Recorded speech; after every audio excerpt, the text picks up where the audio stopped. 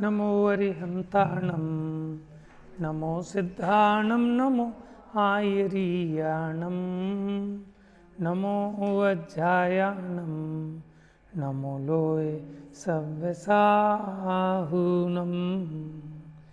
वन्दितु सर्वसिद्धे ध्रुवमचलमनोवमं गतिं पत्ते वोचामि समयपाहुळ मृण्मोऽसुधकेवली भणिदं नमः समयसाराय स्वानुभूत्या चकासते चित्स्वभावाय भावाय सर्वभावान्तरक्षदे निज स्वरूप को परम रस जामे भरो अपार वंदो परमानंदमय समय सार अविकार।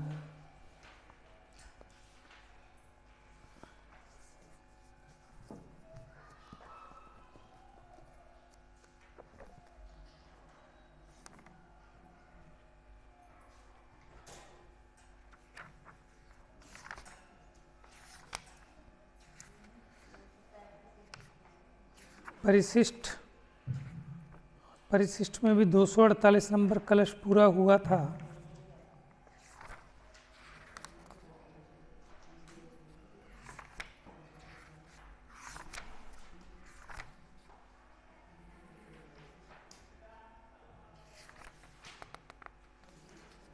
दो 249 नंबर कलश कल पड़ा था।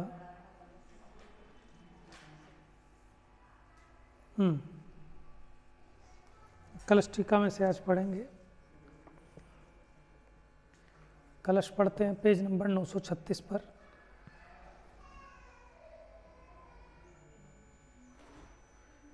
विश्वं ज्ञानमिति प्रतर्क्य सकलं दृष्ट्वा स्वतत्वाशया भूत्वा विश्वमयः पशुरिव स्वच्छन्दमाचेष्टते यत्तत् रूपतो न तदति स्याद्वाददर्शी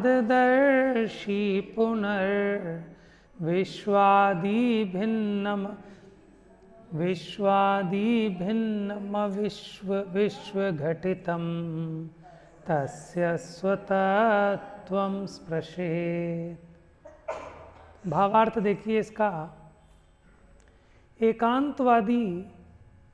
एकांतवादी माने सर्वथा एकांतवादी यह मानता है कि विश्व माने समस्त वस्तुएं ज्ञान रूप है, समस्त विश्व ज्ञान रूप है अर्थात निज रूप है माने मुझ रूप है। इस प्रकार निज को और विश्व को अभिन्न मानकर माने एक मानकर अपने को विश्वमय मानकर माने इन सब ज्ञेय रूप अपने ज्ञान को मानकर एकांतवादी पशु की भांति हे उपादेय के विवेक के बिना सर्वत्र स्वच्छंदतया प्रवृत्ति करता है। सर्वत्र स्वच्छंदतया प्रवृत्ति करता है माने ये सब मैं हूँ, ऐसा जब मैं हूँ तो जैसे अपने में स्वच्छंदतया प्रवृत्ति होती है तो इन सबको ये मैं हूँ ऐसा मानकर इन सब में आप रूप अपनी कल्पना करता है। स्यादवादी तो यह मानता है कि जो वस्तु अपने स्वरूप से तत्स्वरूप है वही वस्तु पर स्वरूप से तत्स्वरूप नहीं है, अतत्स्वरूप है। इसलिए ज्ञान अपने स्वरूप से तत्स्वरूप है परंतु पर ज्ञेयों के स्वरूप से अतत्स्वरूप है अर्थात पर ज्ञेयों के आकार रूप होने पर भी पर ज्ञेयों के आकार रूप होने पर भी उनसे भिन्न है। माने जैसे वो चीनी का सिंह के आकार वाला होने पर भी उस बाहर वाले सिंह से भिन्न है।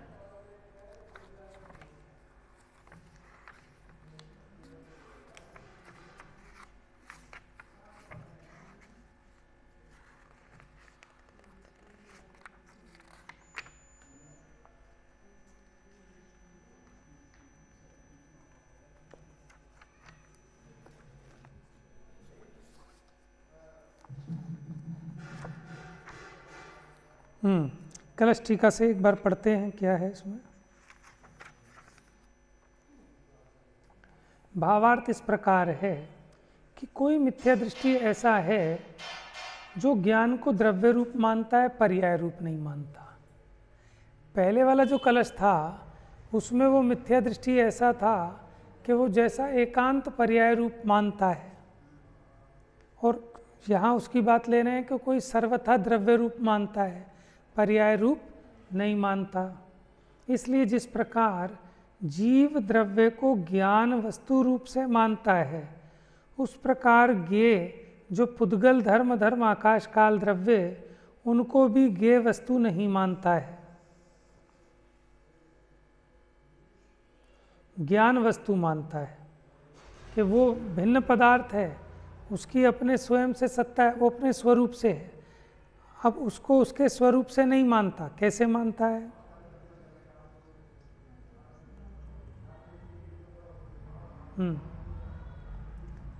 कोई मिथ्या दृष्टि ऐसा है जो ज्ञान को द्रव्य रूप मानता है, माने ज्ञान को तो माना कि वस्तु रूप है, पर्याय रूप नहीं मानता। इसलिए जिस प्रकार जीव द्रव्य को ज्ञान वस्तु रूप से मानता है, उस प्रकार ज्ञेयों को वस्तु नहीं मानता। और क्या मानता है? उन्हें ज्ञान वस्तु मानता है। पहले ज्ञेयों से ज्ञान की सिद्धि मानी थी, अब ज्ञान से इन ज्ञेयों की सिद्धि मानता है कि ज्ञेय वे कुछ नहीं है, ये सब ज्ञान है। बताया था ना आपको, अगर आप ऐसा एकांत मानेंगे कि ज्ञेय तो है ही नहीं, ज्ञान ही ज्ञान है बस, तो ये वो दूसरे वाली मिथ्या मान्यता हो गई कि ज्ञेय ज्ञेय रूप है, ज्ञान ज्ञान रूप है। ज्ञान ज्ञान में रहकर जैसे बाहर में ज्ञेय हैं वैसा उनको जान लेता है। उसके प्रति समाधान कि ज्ञान ज्ञेय को जानता है, ऐसा ज्ञान का स्वभाव है, तथापि ज्ञेय वस्तु ज्ञेय रूप है, ज्ञान रूप नहीं है। आपको समझ में आ रहा है दोनों कलशों में अंतर? 248 में ये था कि ज्ञान की सत्ता ज्ञेय से मानता था, ठीक है, और अब यहाँ क्या कर रहा है? इन ज्ञेयों की सत्ता ज्ञान से मान रहा है। ये नहीं मान रहा कि जैसे ज्ञान एक वस्तु है, ऐसी ज्ञेय भी एक स्वतंत्र वस्तु है, पदार्थ है, उसकी सत्ता स्वयं से है। तो वहाँ उसका अततपना दिखाएंगे कि अपने स्वरूप। भाई इसे समझाया कि वहाँ क्या मानता था पहला कि ज्ञेयों से उत्पत्ति होती है ज्ञान की, तो उसको समझाया ज्ञेयों से नहीं होती, ज्ञान एक वस्तु है, ज्ञान अपने में वस्तु है, तो ज्ञान वस्तु है, ज्ञान वस्तु है, ज्ञान वस्तु है। अब उसने ये एकांत पकड़ लिया कि बस एक ज्ञान ही वस्तु है, बाकी ये कुछ है ही नहीं, ठीक है। तो क्या मानने लगा कि इनकी सत्ता भी, ज्ञेयों की सत्ता भी ज्ञान से है। तो जैसे ज्ञान को वस्तु मानता है, ऐसे ज्ञेयों को वस्तु नहीं मानता। तो उसको कहते हैं हाँ ज्ञान है, लेकिन ज्ञान ज्ञानपने है, वो अपने स्वरूप से तत् है, लेकिन पर रूप से तत् नहीं है। तो वो कैसे हैं कि उनकी सत्ता स्वयं से है ज्ञेय की।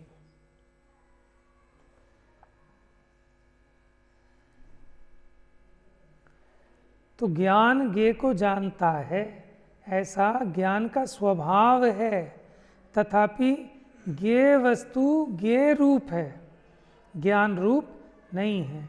एकांतवादी मिथ्या दृष्टि जीव स्वेच्छाचार रूप, कुछ हे रूप, कुछ उपादेय रूप, ऐसा भेद नहीं करता हुआ समस्त त्रैलोक के उपादेय ऐसी बुद्धि करता हुआ, माने जो समस्त विश्व है ये मैं ही हूँ, जबकि भेद कैसा होना चाहिए कि मैं ये उपादेय और मेरे अलावा बाकी सब ये हे हैं, ये भिन्न हैं। तो ये त्रैलोक के उपादेय है, ऐसी बुद्धि करता हुआ, ऐसी प्रतीति करता हुआ निशंकपने प्रवर्तता है। किसके समान? तिर्यंच के समान। जैसे त्रियंच किसको कहा कि जिसको हे उपादेय का विवेक ना हो, उसको कहते हैं वो नर तिर्यंच समान। किसको कहते हैं? त्रियंच, कि जिसको हे उपादेय का विवेक ना हो। ऐसे इसको हे उपादेय का विवेक नहीं है कि ज्ञान भिन्न है और ज्ञेय भिन्न है, ज्ञान उपादेय है और ज्ञेय हे है। ज्ञेय का मेरे ज्ञान में प्रवेश नहीं है। ऐसे हे उपादेय का विवेक नहीं है। किसके समान? त्रियंच के समान। और वो कैसा होकर प्रवर्तता है? अहम विश्वम, ऐसा जान आप विश्व रूप हो प्रवर्तता है। हो तो नहीं सकता, लेकिन अपनी मान्यता में मानता है। जैसे कोई अमीर सेठ हो तो वो गरीब आदमी, उसको आदमी दिखता ही नहीं है। उसको क्या दिखता है कि मेरा नौकर है। अरे भैया तेरा नौकर है ठीक है, लेकिन वो अपने आप में जैसे तू एक इंसान है ऐसे वो भी एक इंसान है ना। तो उसे वो इंसान नहीं दिखता, उसे क्या दिखता है कि मेरा सेवक है। ऐसे इसको कि वो ज्ञेय की अपनी न्यारी सत्ता है, ऐसी इसको नहीं भाषित होती। उसको ये क्या लगता है कि मेरे ज्ञान का एहसान है इस पर, माने उसे वो ज्ञेय ही दिखता है। और उस ज्ञेय दिखने में वो ये मानता है कि मेरे ज्ञान ही इन सब में पसरा हुआ है, उसी से इनकी सत्ता है। बात आ रही है कुछ समझ में? देखो थोड़ा सा दार्शनिक विषय है, लेकिन सारे एकांतों को मेट डालने वाला है, सारी गड़बड़ को धो डालने वाला है। अब इसमें से देखो, ये दूसरे कलश 249 कलश में से ये बात निकलती है कि अगर कोई ऐसा माने 248 कलश में तो ये समझाया कि कोई ऐसा माने कि ज्ञेयों से ज्ञान होता है, तो समझाया कि नहीं होता।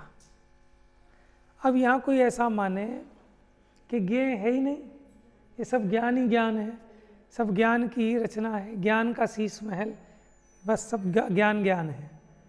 तो भैया ऐसा भी नहीं है, ज्ञान भिन्न है और ये ज्ञेय की सत्ता भिन्न है।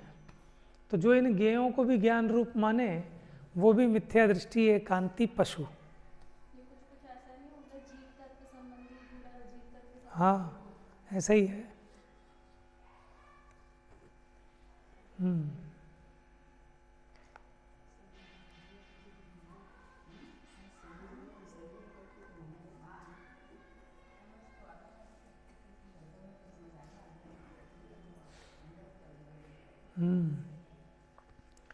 माने देखो ऐसे सूक्ष्म विषय को समझना ही कठिन है, तो फिर समझाना तो बहुत कठिन बात है।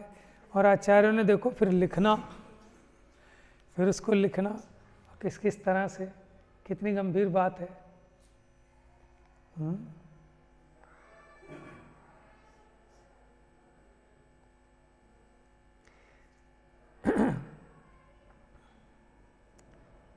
तो ऐसा निशंक होकर प्रवर्तता है कि सब ज्ञान ही है। किसके समान? त्रियंच के समान। अहम विश्वम, ऐसा जान आप विश्व रूप हो प्रवर्तता है। वो क्या कहता है? खंबा खंबा नहीं है, ये मेरे ज्ञान की पर्याय है। क्योंकि इसने ये भी सीख लिया कि हम ज्ञेय को नहीं जानते, अपने ज्ञान में जो ज्ञेय का प्रतिबिंब झलकता है हम उसको जानते हैं। तो मुझे तो दिखाई नहीं दे रहा, ये तो नहीं, जो दिख रहा है वो सब ज्ञान है, सब ज्ञान की रचना है। भजन भी है, लेकिन उसके अभिप्राय को सही नहीं समझता, अपनी मिथ्या मान्यता से कुछ एक एकांत को छुड़ाते हैं तो दूसरा एकांत कर बैठता है।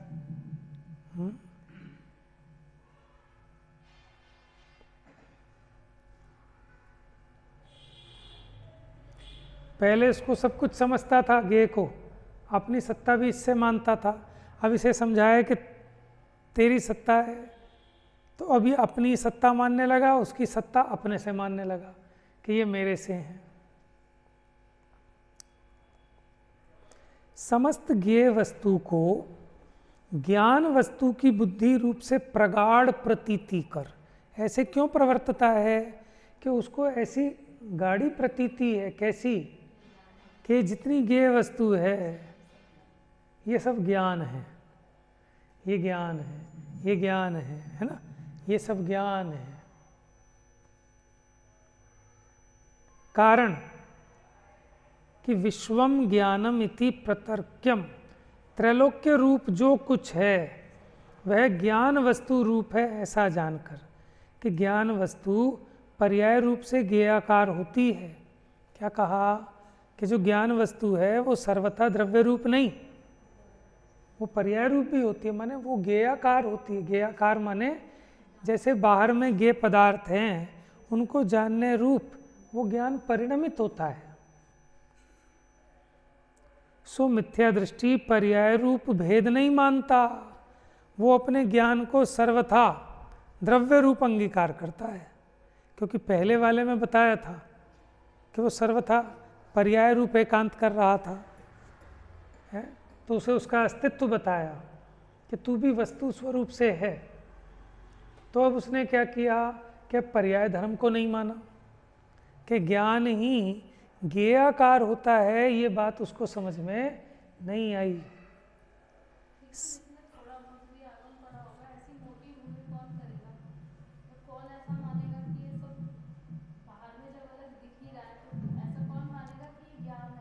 हाँ देखो, सहजपने नहीं मानता, लेकिन ये सुनकर पढ़कर मानता है ऐसी बातें। हाँ, ऐसा उल्टा ज्ञान कर लेता है। इसीलिए ये जो अन्य एकांत मत है ना, अपने में भी करते हैं। अब मेरा मुंह मत खुलवाओ, क्योंकि हाँ मैंने स्पष्ट सुना है।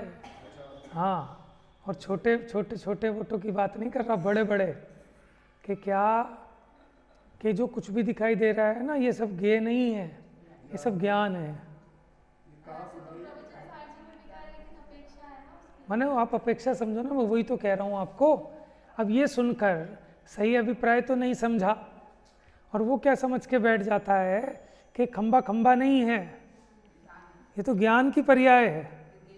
हम जितना कुछ देख रहे हैं सब ज्ञान की पर्याय है, कि ये ज्ञान की पर्याय नहीं है,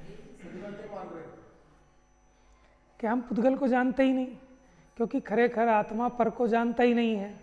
आत्मा तो अपने को ही जानता है, ज़्यादा कहोगे तो अपनी पर्याय को जानता है, और अपनी पर्याय में जैसा बाहर में पुद्गल है वैसा अपने उसमें प्रतिबिंब बना, जैसे कि रेटिना पर जो बाहर वस्तु है ना, उसको नहीं जानती आँख, उसका एक प्रतिबिंब रेटिना पर बनता है, उसको जानती है। लेकिन अब अगर ये वाला कलश पढ़ लेंगे 249 तो सारा समाधान हो जाएगा। ठीक है ना? देखो बात सरल है, लेकिन कठिन तो हमने बना दी ना अपनी 1.5 अकल लगा कर, ज़बरदस्ती हमने उसमें नया नवीनीकरण करने के चक्कर में मूल को छोड़ बैठे हैं। तो सिंपल सी बात थी कि ज्ञान में ऐसी सामर्थ्य है कि ज्ञान ज्ञान रूप रहते हुए विश्व में जितने समस्त ज्ञेय हैं उनको जान लेता है, लेकिन वो ज्ञेयकृत अशुद्धि ज्ञान में नहीं आती। अब अगर वो ऐसा मानेगा तो द्रव्य को भी नहीं मानेगा फिर। हाँ, सिद्ध हो ही नहीं सकता ना, द्रव्य भी असिद्ध होगा, सिद्ध नहीं हो सकता, लेकिन उतना विचार करने की बुद्धि नहीं है ना, इसीलिए तो एकांत रह जाता है। तो क्या है, मार्ग तो सरल है। देखो अब इसने कहा ना, ऐसा कौन मानता है, कि कोई नहीं मानता, लेकिन जो कुछ नया नया पढ़कर सीख कर सुनकर नया नया एनालिसिस करके हम एक नया नया मिथ्यात्व डेवलप करते हैं, तो वो ग्रहित मिथ्यात्व तभी तो चलता है। देखो क्या समय सार पढ़ के भी ग्रहित मिथ्या दृष्टि हो सकता है?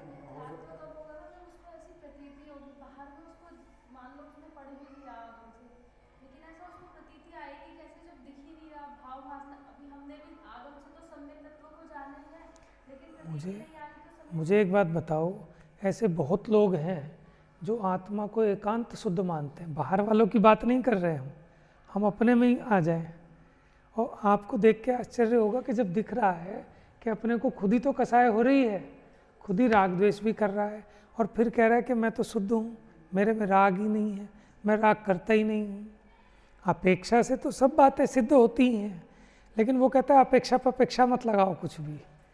लेकिन आप ये सोचो कि तो जब आप देखने निकलेंगे तब आपको दिखेंगे ना, तो आप ये मत सोचो कि नहीं है। हाँ ठीक है, अपने में हो अगर वैसी मान्यता तो उसको सुधार लेना, और फ्यूचर में आप कहीं फिसल ना जाओ, अगर नहीं है तो उसकी एहतियात रखना। कि आचार्य देव ने ये सिद्धांत बताया है, उनके सामने कोई जीव उन्हें दिखे होंगे ऐसे, तब उन्होंने ऐसा कहा ना। और अन्य मतों में तो ऐसे मत है ही, वहाँ तो है ही, ठीक है ना, क्योंकि ये दार्शनिक विषय है। इसमें कोई ऐसा नहीं है कि जो शिव जी को मानेगा वही ऐसी गड़बड़ करेगा।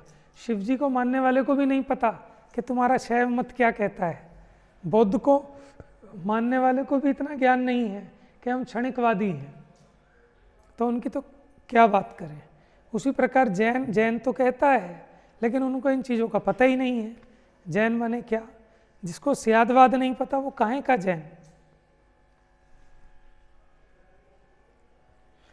तो ऐसी गड़बड़ है, मेरे जानने और देखने में भी आई है। ठीक है।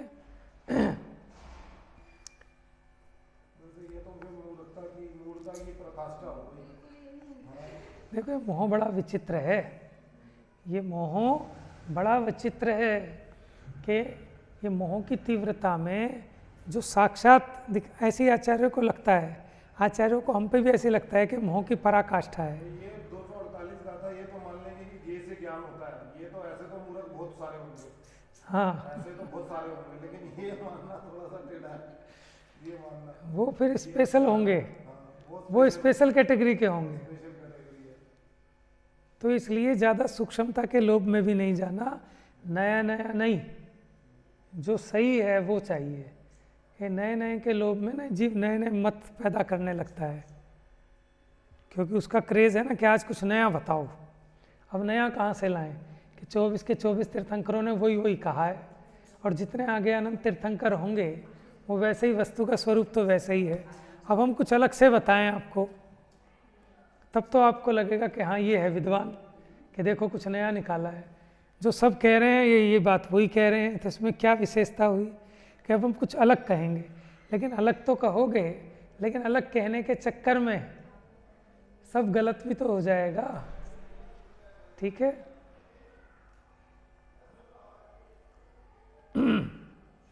तो कितनी मतलब सावधानी की ज़रूरत है। और देखो ये जो नया ग्रहित मिथ्यात्व होता है ना, ये पढ़कर सुनकर देखकर होता है। मैं कह रहा था कि समय सार पढ़कर भी ये जीव ग्रहित मिथ्यात्व पकड़ सकता है। अगर समय सार को पढ़कर इसने अपेक्षा सही नहीं समझी और सर्वथा एकांत ऐसा मान लिया, तो फिर वही कि जैसे सांप दूध गुड़ पीता हुआ भी वो जहर ही बनाता है, तो उसी प्रकार ये सुशास्त्र पढ़कर भी मिथ्यात्व का ही पोषण करता है। ठीक है ना।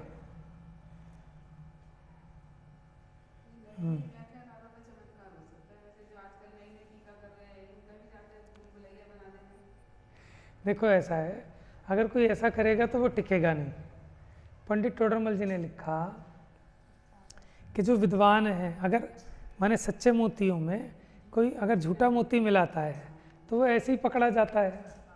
कोई चलाने की भी कोशिश करेगा तो जो विद्वान जन है वो उसको चलने नहीं, ये विद्वानों की जिम्मेदारी दे दी उन्होंने कि ये विद्वानों की जिम्मेदारी है। ठीक है ना। लेकिन इतना अपना बुद्धि का इतना विकास अपने को कर लेना चाहिए कि देखो दूसरे में कि दुनिया में नकली 2000 के नोट ना चलें, उतनी अपनी ताकत नहीं है रोकने की, क्योंकि उनके हाथ कानून से भी लंबे हैं। ठीक है ना। हम बस इतना ज़रूर कर सकते हैं कि मेरी तिजोरी में, मेरी जेब में नकली नोट ना आ जाए, इसलिए अपनी पहचान सीख लेना। दुनिया में तो ये सब चलेगा, मिथ्यात्व का तांडव, उसको हम नहीं रोक सकते, हमारी उतनी ताकत भी नहीं है। साक्षात इंद्र आकर धमकाए, रोके, उसमें ताकत है। कि 4000 राजाओं ने जो दीक्षा ली थी, इंद्र ने आकर धमकाया कि अगर नग्न वीतरागी मुद्रा धारण करके अन्यथा प्रवर्तोगे तो हम तुम्हें दंड देंगे। हमारी आपकी ताकत है क्या? हम कह सके एसी चलाओगे तो हम ऐसा एक्शन लेंगे कि एक्शन लोगे, तुम पे ही एक्शन हो जाएगा। तो हम बस इतना कर सकते हैं कि जब हम मुनि होंगे तो हम ये गड़बड़ नहीं करेंगे, है ना। हम अपनी बुद्धि को सुधार लें कि अगर कोई नकली माल कहीं बिक रहा है तो मैं उस माल को नहीं खरीदूंगा, बस इसके लिए समझ लें। बाकी तो जैसी जिसकी होनहार होगी। देखो जिसकी भली होनहार होती है ना, उसी को समझ में आता है सच्चे और झूठे में फ़र्क। जिसकी होनहार खोटी हो, वो सच्चे को छोड़ के उसे वो जो नकली है ना, वो असली से भी ज़्यादा चमकता है। कौन सा गोल्ड आता है कि नकली क्या बोलते हैं उसको, पता नहीं क्या कहते हैं, उसकी चमक असली से भी ज़्यादा होती है। हैं रोल्ड गोल्ड बोलते हैं, कौन सा गोल्ड बोलते हैं, हैं। तो ऐसे ही हर एक चमकने वाली चीज हीरा नहीं होती है। खैर, तो मुझे तो बड़ी अच्छी बात समझ में आई ये वाली, क्योंकि पीछे बहुत चलता था कि वो इसीलिए ना सब चीज़ों में जैसे तैसे उदाहरण फिट नहीं करने चाहिए। पंडित टोडरमल जी ने जो उदाहरण दिया, आप उनके उदाहरण देखो। उदाहरण ऐसे होते हैं कि जो हू बहू वैसे के वैसे घटित होते हैं, है ना। और हम तो कहीं की ईंट कहीं का रोड़ा, और भानुमति ने कुनबा जोड़ा। जो मर्जी चीज़ जहाँ मर्जी फिट कर देते हैं, ऐसे उदाहरण नहीं होते। पुद्गल का उदाहरण चेतन पे पूरी तरह घटित कैसे होगा? आप कहते हो जैसे समुद्र में लहरें उठती हैं, ऐसे आत्मा में पर्याय उठती हैं, तो गड़बड़ तो होगी ही होगी। समझ में आया? वो समुद्र की लहरें और समुद्र, उनमें तो प्रदेश भेद है। वो जो ऊपर लहरें हैं, पानी के परमाणु, वो अलग हैं। समझ में आ रहा है? वो बहुत स्थूल उदाहरण है। अब उसी तरह कुछ लोग समझ बैठते हैं, ध्यान में बैठते हैं, समुद्र ध्यान में आता है, आत्मा तो नहीं दिखाई देता, समुद्र ही दिखाई देता है कि समुद्र जो नीचे शांत गंभीर है वो मैं हूँ, और जो लहरें चल रही हैं ये पर्याय हैं। तो ये ध्यान काहे का हो रहा है? ये समुद्र का ध्यान हो रहा है। वो मानता है कि मैंने आत्मा का ध्यान कर लिया, है ना। तो इसलिए आचार्यों ने कोई कसर बाकी नहीं रखी। आप निश्चिंत हो जाओ कि हमारा महाभाग्य है कि समय सारादि परमागम अपने मूल रूप में बच गए और हमें प्राप्त हो गए, और हमें ऐसी बुद्धि भी मिल गई कि हम इनको बाँच सकें, पढ़ सकें, समझ सकें, कि जब साक्षात वो माल हमारे सामने है, तो हम दूसरों का सहारा क्यों लें? देखो, जब यहाँ होलसेल की दुकान है बड़ा बाज़ार में, दुनिया उससे खरीद के ला के बेचती है। तो जब मुझे पता है कि ये सब यहीं से ला रहे हैं और वो दुकान मेरे नज़दीक है, तो मैं डायरेक्ट ही वहाँ से क्यों ना लाऊं?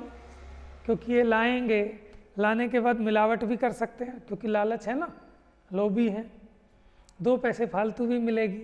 तो समझदार आदमी कहता है ये तो पास में है, लोग तो खुद ही चांदनी चौक से जाके ही ले आते हैं। समझ में आया? तो कहने का मतलब ये है कि जब ये मूल ग्रंथ विराजमान है, विद्यमान है, और अपनी ऐसी बुद्धि है, अपने को ऐसे लोग हैं, अभी विद्वानों की कमी नहीं है, तो फिर क्यों आलस करते हो, क्यों प्रमाद करते हो? बचेंगे नहीं। अगर आप इन्हें पढ़ना बंद कर दोगे तो आप इसके नाश के कारण होंगे, अगर आप नहीं पढ़ते हैं तो।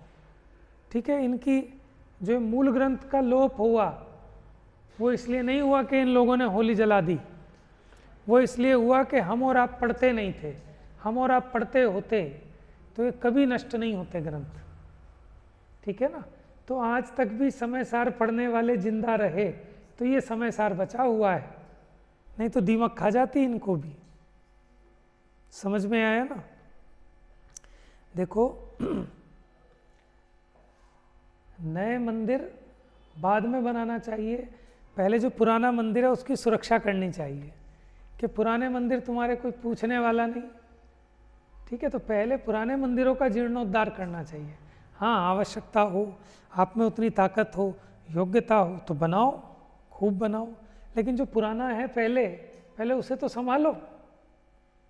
तो उसी प्रकार अपने पास जितना सत साहित्य है पहले उसको तो संभालो, उसको तो पढ़ो। और जितने कुछ लिखे जा रहे हैं वो सब इन्हीं को समझाने के लिए हैं, वो हेल्प बुक हैं। समझ में? निषेध नहीं है, खूब लिखो, खूब टीकाएं होनी चाहिए, खूब छपे, लेकिन वो किसके लिए है? इसको समझाने के लिए है। समझ में है? और आप इसी को छोड़ दो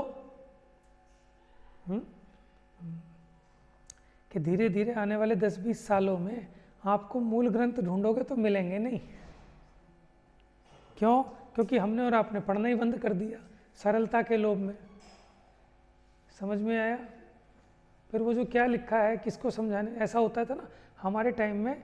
वो एक कुंजी आती थी नंदलाल दयाराम की, पतली पतली सी। मास्टर जी ने काम दिया, किताब तो कौन पढ़े, उसमें छपे छपाए प्रश्न उत्तर हैं, वो टीप के ले गए, काम हो गया। तो किताब कोई क्यों खरीदेगा, किताब कोई क्यों पढ़ेगा? तो सम्यक ज्ञान भी नहीं होगा। तो कुंजियों से पढ़ के मार्क्स भी वैसे ही आते थे, वैसी समझ डेवलप होती थी। तो वो कुंजियाँ सिर्फ इसलिए थी कि वो जो टेक्स्ट बुक है उसको समझाने के लिए वो हेल्प बुक कहलाती है, और आप main course book text book को ही छोड़ दो तो फिर क्या होगा? ठीक है, तो इसलिए सरलता का मोह छोड़ दो, ज़्यादा उदाहरणों के चक्कर में नहीं पड़ना कि और उदाहरण दो और उदाहरण दो और उदाहरण दो। अरे चेतन पर, ठीक है, चेतन को समझाने के लिए हम उदाहरण चेतन का कैसे देंगे? अचेतन का ही देंगे, तो फिर उसमें नई नई बातें पकड़ लेते हो। जैसे आत्मा अखंड है, कैसे जैसे मोतीचूर का लड्डू अखंड है ना, ऐसे आत्मा अखंड है। तो अब ये उदाहरण देने में आपको तो मज़ा आ गया, लेकिन गड़बड़ होने के बहुत चांस बढ़ गए। जब आप ये विशेषण पढ़ोगे ना, आत्मा अखंड है, तो आपको मोतीचूर का लड्डू ही ख्याल में आएगा। जब आप ये कहते हो आत्मा ज्ञान रस से लबालब भरा हुआ यह आत्मा, आप सीने पे हाथ रख के देखना, आपने जो शादी ब्याह में रसगुल्ले खाए होंगे ना, उसमें डूबे हुए रस में, वही याद आएंगे आपको रस के नाम पर। समझ में आया?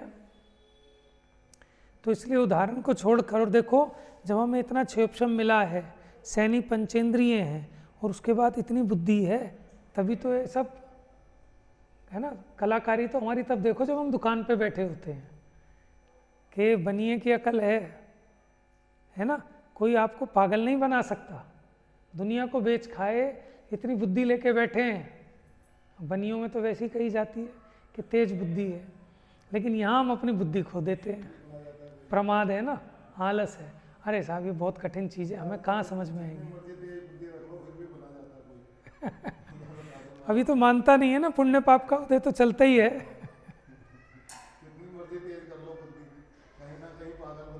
देखो वो तो ऐसा है, लौकिक की कहावत है कि सियाना कौआ खे खावे। नुकसान उठाता है जीव, क्यों? कि अपने पुण्य को छीण करता है। जो ज़रूरत से ज़्यादा शातिर बनता है ना, ज़्यादा चंट बनता है, तो अपने पुण्य का ही नाश करता है। किसी का क्या करता है? जो ये सोचता है ना 1 रुपये में 8 अठन्नी ले लूँगा, मिल जाएंगी क्या? चाहने से कुछ होता है? वो 2 अठन्नी भी मिलनी बंद हो जाती है।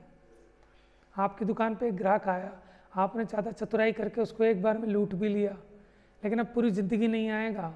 उसके निमित्त से जितने लोग आते वो नहीं आएंगे। कितना नुकसान कर लिया ये समझ में नहीं आता।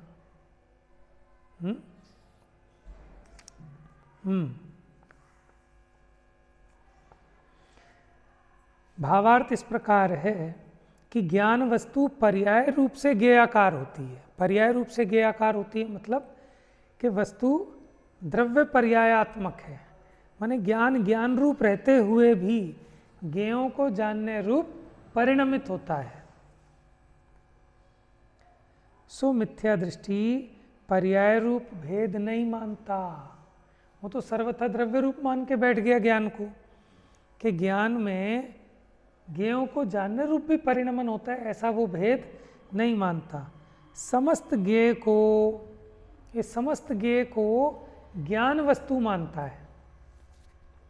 उसके प्रति उत्तर इस प्रकार है कि ज्ञेय वस्तु ज्ञेय रूप है, ज्ञान रूप नहीं है। यही कहते हैं एकांतवादी जिस प्रकार कहता है उस प्रकार ज्ञान को वस्तुपना नहीं सिद्ध होता। स्यादवादी जिस प्रकार कहता है उस प्रकार वस्तुपना ज्ञान को सदता है, सिद्ध होता है। कारण कि एकांतवादी ऐसा मानता है कि समस्त ज्ञान वस्तु है। अब वो एकांत ज्ञान वस्तु मान बैठा। अरे ज्ञान वस्तु है लेकिन अपने स्वरूप से है, सर्व रूप से नहीं है। अब वो सर्व रूप मान बैठा कि हाँ देखो ज्ञान में सब जानने में आ रहे हैं, तो ये सब मैं ही हूं।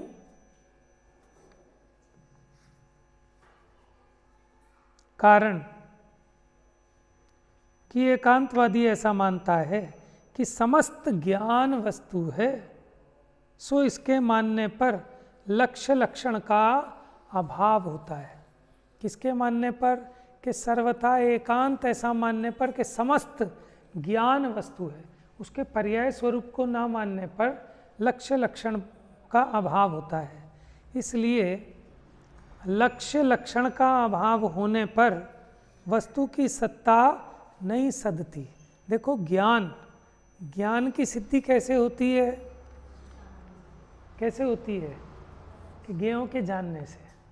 अगर वो ज्ञेयों को जानेगा ही नहीं तो ज्ञान की सिद्धि कैसे होगी, है? लेकिन वो तो ज्ञान को सर्वथा द्रव्य रूप मान बैठा। और मैंने तो सुना भी कि वास्तव में देखा जाए तो मैं जानता ही नहीं हूँ, क्या कि मैं जानता ही नहीं हूँ। देखो आचार्य ने जो कहा ना कि मैं जानता नहीं हूँ, वो सिर्फ इस रेफरेंस में कहा कि ज्ञेय के कारण नहीं जानता, अपने स्वभाव से जानता हूँ। लेकिन जो ये कहता है कि मैं जानता ही नहीं हूँ, इसका मतलब वो उसके पर्याय स्वभाव को नहीं मानता, उसने आत्मा को एकांत द्रव्य रूप माना। तो बिना उसके परिणमन के वो द्रव्य रहेगा कैसे?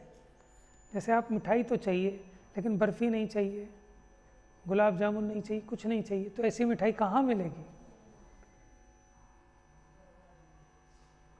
स्यादवादी ऐसा मानता है कि ज्ञान वस्तु है, ठीक है, और उसका लक्षण है क्या कि समस्त ज्ञेय का जानपना। क्या लक्षण है ज्ञान का? और मैं यही नहीं कह रहा, छठी गाथा की टीका में भी कि समस्त ज्ञेयों को जानने से कि ज्ञायक जिसका एक नाम प्रसिद्ध है, कि उसको ज्ञायक भी क्यों कहा? कि समस्त ज्ञेयों को जानने से उसको ज्ञायक नाम मिला है। हम ज्ञायक भी कहें और कहें कि जानता नहीं है, तो फिर कैसा ज्ञायक है वो?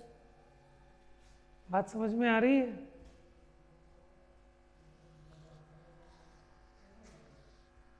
देखो आचार्यों के ऐसे वचन हैं कि मिथ्यात्व का जो पहाड़ है वो चूर चूर हो जाए।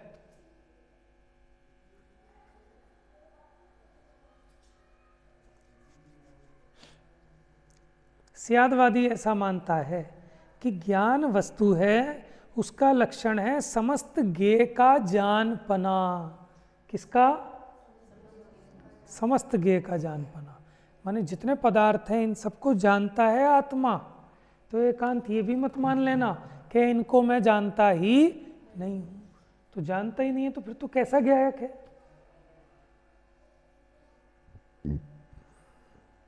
वो तो ये पर में इष्टनिष्ठपने की कल्पना करता है, पर सन्मुखी बना रहता है, तब हम उसका कथनचित निषेध करते हैं।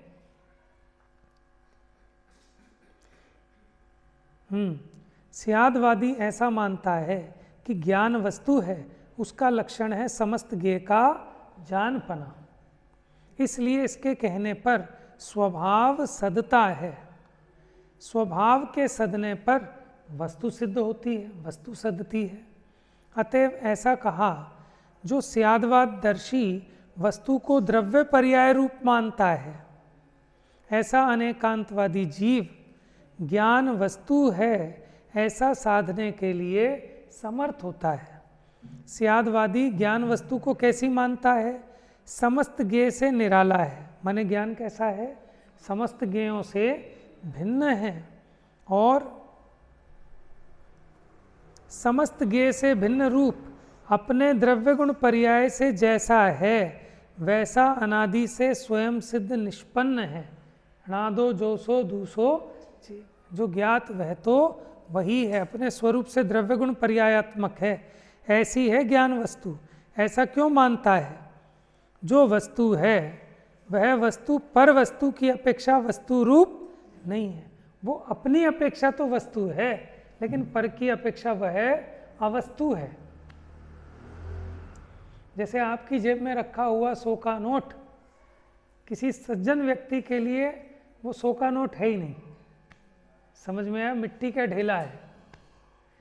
जो पर स्त्री है सज्जन के लिए, माने शीलवान के लिए, वो स्त्री है ही नहीं, वो माता है, बहन है, माता बहन सुता पहचान। समझ में आया ना? भावार्थ इस प्रकार है कि जिस प्रकार ज्ञान वस्तु ज्ञेय रूप से नहीं है, ज्ञान रूप से है, उसी प्रकार ज्ञेय वस्तु भी ज्ञान वस्तु से नहीं है, ज्ञेय वस्तु रूप है। इसलिए ऐसा अर्थ प्रकट हुआ कि पर्याय द्वार से ज्ञान विश्व रूप है। किस अपेक्षा? कि विश्व रूप होता है ना ज्ञान, कि विश्व को जानने रूप परिणमित होता है, तो ये इसका पर्याय स्वभाव है ज्ञान का। द्रव्य द्वार से आप रूप है, ऐसा भेद स्यादवादी अनुभवता है क्योंकि वो वस्तु को द्रव्य पर्याय रूप अंगीकार करता है। इसलिए स्यादवाद वस्तु स्वरूप का साधक है और एकांतपना वस्तु का घातक है। जो ज्ञान को एकांत नित्य ही मानता है वो भी एकांतवादी पशु, जो ज्ञान को सर्वथा अनित्य ही मानता है वो भी एकांतवादी पशु। समझ में आया? जो ज्ञान को सिर्फ द्रव्य रूप ही मानता है वो भी एकांती, जो सर्वथा पर्याय रूप मानता है वो भी एकांती। तो स्यादवादी तो उसको द्रव्य पर्याय रूप मानता है। तो अच्छा हो गया परिशिष्ट पे हम तसल्ली से चर्चा कर रहे हैं, तो क्योंकि मुझे भी बहुत नई नई बातें पकड़ में आ रही हैं इसमें। ठीक है, तो ये इसीलिए लिखा कि पहले लिख दिया उन्होंने स्यादवाद की शुद्धि के लिए। ये शुद्धि पत्र है कि आप समय सार पढ़कर कुछ गलत तो नहीं समझ बैठे, उसके लिए आचार्य देव को सोच हुआ, माने चिंता हुई, इसलिए उन्होंने परिशिष्ट लिखा। भैया फिर सुन लो, समझ लो, गड़बड़ मत कर देना। बाकी चर्चा कर। जा वाणी के ज्ञान से सूझे लोकालोक, सो वाणी मस्तक नमो सदा देते हूँ धो।